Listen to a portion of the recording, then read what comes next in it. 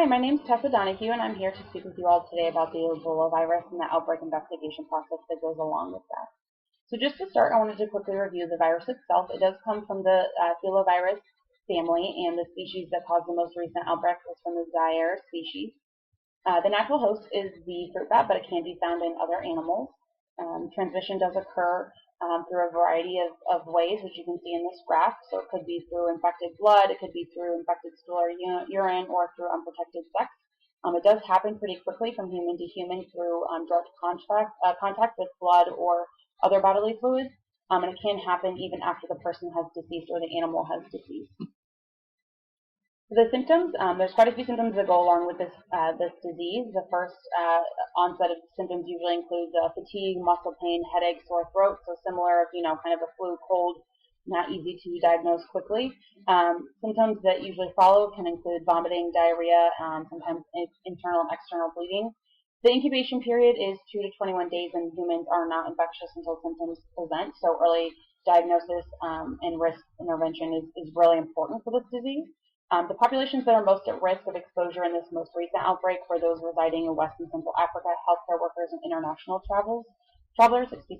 As you can see, Ebola does have one of the highest case fatality rates compared to other infectious diseases like measles or SARS. So it is something that needs to be put under control in a really quick manner. So who was impacted by Ebola in the most recent outbreak, which was the biggest outbreak to date? There were almost 30,000 cases worldwide, and about a third of those people did pass away from the disease. There is no proven treatment that works for Ebola, so it's just kind of keeping people hydrated and then also treating the specific symptoms to help improve their survival rate. The countries that were impacted by the actual Ebola outbreak during 2014 were Guinea, Sierra Leone, Liberia, Nigeria, the United States, and Mali. And you can see some of the case saturation in those countries in West Africa. This is a map from the WHO. You can see some of the regions have no cases reported in the last few weeks, and then some went up to 4,000 cases. So we'll just quickly run through the outbreak investigation steps. Of course, we want to start by preparing and planning a team and assigning roles and kind of getting connected with the global public health agencies that we need to connect with, since this was an outbreak that was so widespread. It was more than one continent. Then we want to move on to verify the diagnosis. In this case, it was done with a lab over in Virginia that was housing international animals. So just being able to confirm the case, confirm who was exposed, and kind of then move on to creating a case definition, figure out kind of where the animal came from, where the exposure happened, what symptoms were starting to appear, things like that. And then moving on to find a study design case control that would fit the needs of this outbreak the best due to the large size and potential rapid transmission. Then you want to start collecting risk information from those traveling into the country so that you can early identify those people and hopefully reduce any potential further spread of the disease. You'll then collect all that information, analyze that information, and organize it by person, place, and time. Then you want to collect specimens and perform a laboratory analysis. There's a variety of tests that can be done either before, during, or after people present symptoms.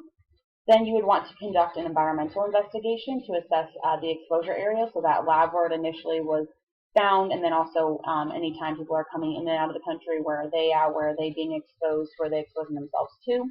Then you'd want to implement control measures, which is really important in this case, so prohibiting travel of all Ebola cases and contacts, implementing and monitoring exit training at travel stations like airports, determining the best burial methods, things like that.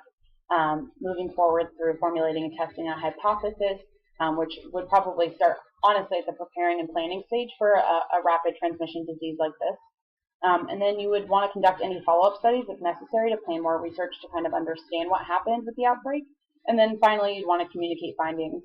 With an outbreak like this, you'd be communicating findings probably on an as it appears basis, just because it is such a rapid transmission disease and people really need to be in the know as quickly as possible to kind of prevent further transmission. So this is kind of a recap of what we would do in the future if something was like this was to happen again, and kind of using the lessons learned from this previous outbreak.